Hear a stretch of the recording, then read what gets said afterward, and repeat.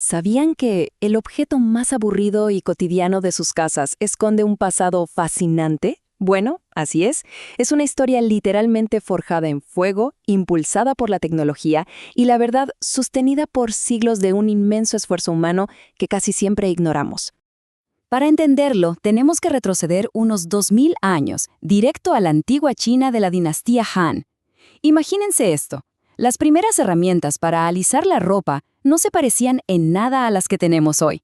Eran básicamente unos pesados recipientes de metal y los llenaban con brasas de carbón hirviendo. Su único propósito, presionar con muchísimo cuidado las sedas más finas para que quedaran impecables. O sea, el principio detrás de todo esto es pura química. Fíjense, la combinación de ese calor extremo y el peso físico brutal tiene un efecto casi mágico. Funde las arrugas, literalmente. Lo que hace es romper y volver a unir los enlaces moleculares de tejidos súper resistentes como el algodón o el lino. Un cambio drástico, para ser honestos. Claro que otras culturas antiguas se fueron por soluciones, digamos, un poco más rústicas. Por ejemplo, los griegos y los romanos usaban piedras lisas de río que calentaban al rojo vivo. O peor aún, agarraban varas de madera para golpear la ropa sin descanso. Era una batalla física total contra la textura de la tela. Pero bueno, demos un salto tremendo en el tiempo hasta el norte de Europa, más o menos por el año 900, la era vikinga. Y aquí hay algo que los va a sorprender. A pesar de esa fama que tienen de guerreros feroces y rudos, las culturas nórdicas eran increíblemente meticulosas con su apariencia. Para ellos, tener la ropa impecable era un tremendo símbolo de estatus. De hecho, los arqueólogos han encontrado cosas alucinantes en sus expediciones. Descubrieron unos alisadores pesadísimos hechos de cristal importado, y se usaban sobre unas superficies planas talladas, nada más y nada menos que en hueso de ballena pulido. Es una locura, pero demuestra una dedicación súper temprana al orden de la casa. Ahora, pasemos al siglo XIX, porque el diseño realmente avanzó a paso de tortuga. En esta época, el planchado se hacía sobre simples tablones de madera desnuda, puestos ahí en un equilibrio súper inestable entre dos sillas de la cocina. Y vaya que era una labor peligrosa. Requerían una destreza enorme para no quemarlo todo con planchas que sacaban directamente del fuego. Y entonces llega la revolución industrial y, como siempre, acelera el ingenio. En 1858 se da un avance mecánico que lo cambió todo. La patente de Vandenberg y Harvey trajo al mundo la primerísima tabla con patas ajustables. Por fin la comodidad del usuario empezaba a importar un poco. Poco después, en 1892, tenemos otro momento clave en nuestra exploración. La inventora Sarah Boone registra una patente que es, francamente, brillante. Ella crea una tabla estrecha con una curva súper elegante. ¿Y por qué es tan importante? Pues porque resolvió un dolor de cabeza histórico, ya que por fin se podían planchar bien las mangas y esos cuellos complicadísimos de la ropa de esa época. Una verdadera genialidad. Ya para la década de 1940, vemos el diseño tal cual lo conocemos hoy en día. Le ponen esas típicas patas tubulares plegables y empiezan a usar metales súper ligeros, como el aluminio. De repente la estructura ya era portátil, resistente y, lo más importante, súper accesible para millones de familias. Pero ojo, no podemos hablar de todo esto sin pensar en las personas que usaban estas herramientas a diario. Tenemos que hablar de las manos detrás del trabajo, las famosas planchadoras. Hablamos de una fuerza laboral inmensa durante los siglos XIX y XX, mujeres que literal y silenciosamente mantuvieron a flote la higiene de ciudades enteras. Es que la masificación de lavar ropa creó un trabajo extremadamente agotador, muy precario y con cero prestigio. Ese cansancio tan brutal llamó muchísimo la atención, incluso de pintores naturalistas.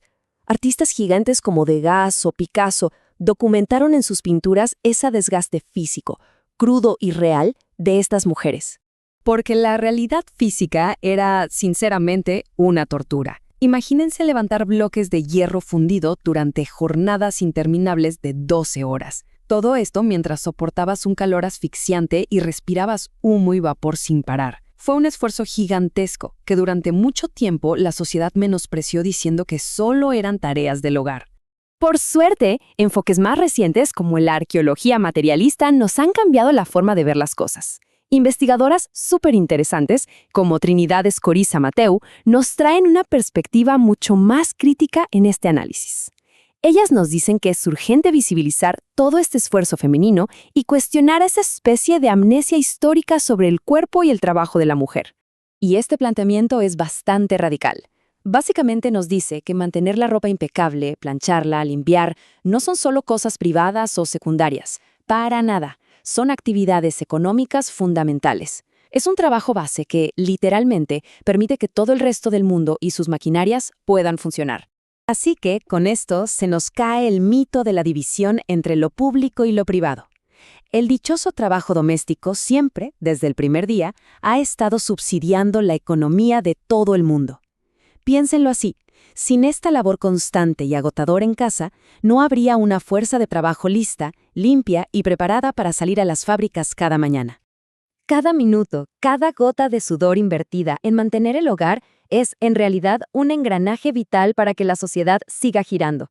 Cuando entendemos esto, objetos tan simples como una tabla de planchar cobran un significado completamente nuevo. Dejan de ser solo herramientas aburridas y se vuelven artefactos reales de nuestra propia supervivencia humana.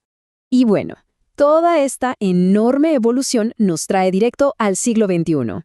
Hoy en día, una tabla de planchar puede ser una máquina súper inteligente. Ya vienen con superficies que se calientan solas, sistemas eléctricos que succionan el vapor e incluso ajustes automáticos diseñados específicamente para cuidarnos la espalda. Un avance total en confort. Además, la industria actual por fin está respondiendo a la crisis ambiental. Ahora la clave es la sostenibilidad. Vemos cómo integran cosas increíbles como fundas de algodón orgánico, estructuras de plástico reciclado o maderas certificadas. Todo para reducir la huella ecológica del objeto que, aceptémoslo, no podemos dejar de usar en nuestra rutina diaria. Pero, ¿saben qué es lo más curioso de todo esto? Debajo de toda esa tecnología moderna, el núcleo sigue siendo exactamente el mismo, ese famoso pliegue en cruz. Es una simplicidad geométrica absolutamente brillante. La estructura fundamental no ha cambiado casi nada desde los años 40. Es un diseño tan bueno que simplemente se resiste a desaparecer. En resumen, lo que tenemos aquí es una simple estructura de metal y tela que ha viajado a través de los siglos. Nos conecta, de una forma increíble, con el cuidado personal de un vikingo, con el ingenio de mujeres inventoras del siglo XIX y, sobre todo, honra el esfuerzo de millones de mujeres que sostuvieron la modernidad sobre sus propios hombros. Así que, la próxima vez que vean esa tabla guardada en un rincón de sus casas, piénsenlo como un pequeño monumento silencioso al ingenio y la perseverancia humana. Y eso me deja con una gran pregunta para ustedes. Si un objeto tan común esconde una historia tan inmensa e invisible, ¿qué otros secretos fascinantes nos estarán ocultando las cosas que tocamos todos los días?